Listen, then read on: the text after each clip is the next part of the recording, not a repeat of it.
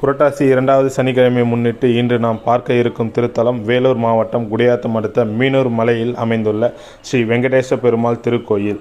இத்திருத்தலத்தில் உற்சவர் சிறப்பு அலங்காரத்திலும் தாயார் அன்னபூரணி அலங்காரத்திலும் மூலவர் நமது திருப்பதி திருமலையில் இருப்பது போன்று சிறப்பான அலங்காரத்தில் காட்சியளித்து வருகின்றார்.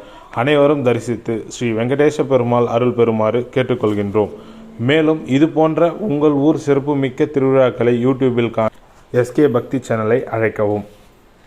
நன்றி.